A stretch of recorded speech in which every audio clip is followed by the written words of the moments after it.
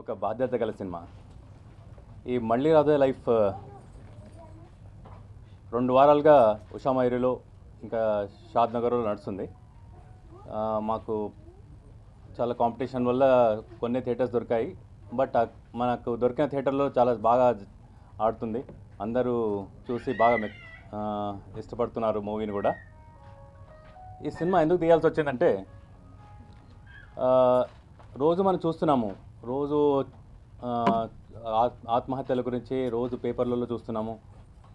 ఈ లాస్ట్ 2 మంత్స్లలో 350 మంది రైతులు చనిపోయారు.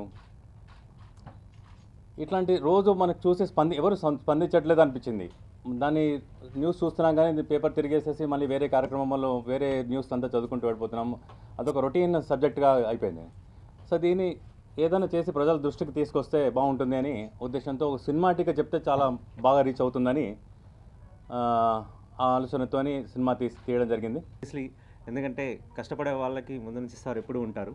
అదేవిధంగా మీరు కూడా టైం తీసుకొని వచ్చి మమ్మల్ని ఎంకరేజ్ చేయడానికి వచ్చారు. చాలా థ్యాంక్స్. సార్ చెప్పినట్టు నిజంగానే ఇటువంటి మూవీ ఎంత కష్టపడ్డామో, ముఖ్యంగా సార్ ఇటువంటి సబ్జెక్ట్ తీసే ముందు చాలామంది చాలా డిస్కరేజ్ చేశారు, టు బీ ఫ్రాంక్. బట్ ధైర్యంగా సార్ లేదు ఇటువంటి చేయాలి, మెసేజ్ ఓరియంటెడ్ చేయాలి అని చేసిన తర్వాత 2 వీక్స్ సక్సెస్ఫుల్గా కంప్లీట్ చేసుకున్నారు. Really all credit goes to సార్కే. చాలా చక్కగా చేయించుకున్నారు మా అందరితో. అదేవిధంగా సింపుల్ ఎగ్జాంపుల్ ఎందుకంటే సార్ చెప్పినట్లు ఈ మూవీ కొందరు టీచర్స్ ఏదో టైటిల్ అట్రాక్ట్ చేసి అక్కడ ఐఎస్ స్టడీ సర్కిల్ దగ్గర నుంచి ఆ తర్వాత కొందరు టీచర్స్ ఏదో మా టైటిల్ బాగుందనేసి వచ్చేసి చూసిన తర్వాత వాళ్ళ స్కూల్ పిల్లల్ని కూడా తీసుకొని వచ్చి మళ్ళీ చూపించారు. అంటే నాకు చిన్న ఎగ్జాంపుల్ ఏంటంటే, చిన్నగా ఉన్నప్పుడు మాకు రేపటి పౌరులు అనే సినిమాలు, టీ కృష్ణ గారి మూవీస్, దేశంలో దొంగలు పడ్డారనే సినిమాలు, నేటి భారతం అనే సినిమాలు, మాకు అటువంటి సినిమాలు తీసుకుపోయి స్పెషల్ షోస్ ఇప్పిస్తుండ్రు. అదేవిధంగానే ఇప్పటికీ ఈ షాద్ నగర్లో every alternate day school childrens వాళ్ళ టీచర్స్ తీసుకొని వచ్చి చూపిస్తున్నారంట. Really it's a very good subject అనేసి. అంటే చిన్నపిల్లల దగ్గర నుంచి పెద్దవాళ్ళు ఎలాగో మంచిగా రియాక్ట్ అయ్యి చాలా బ్లెస్సింగ్స్ ఇస్తున్నారు. రఘు గారికి కూడా చాలా చాలా థ్యాంక్స్. మళ్ళీ రాదో లైఫ్ 2nd వీక్ కంప్లీట్ చేసుకుంటున్నాం. ఈ సక్సెస్ని చాలా ఆనందంగా సెలబ్రేట్ చేసుకుంటున్నాం. అలాగే మళ్ళీ రాదో లైఫ్ ఒక బాధ్యత గల సినిమా. ఇప్పుడు చిన్న సిల్లీ విషయానికి సూసైడ్ చేసుకోవడం అనేది చాలా silly thought. And indirectly or directly you're supporting a good cause also. The reason why I have done this film is because of its social cause. These days suicides are just like, a common thing, but making a film on that is a very risky thing. When I came to know that he's making a film on the suicide, I thought pata nahi chalega ya nahi, but the kind of response we are getting now for this is tremendous.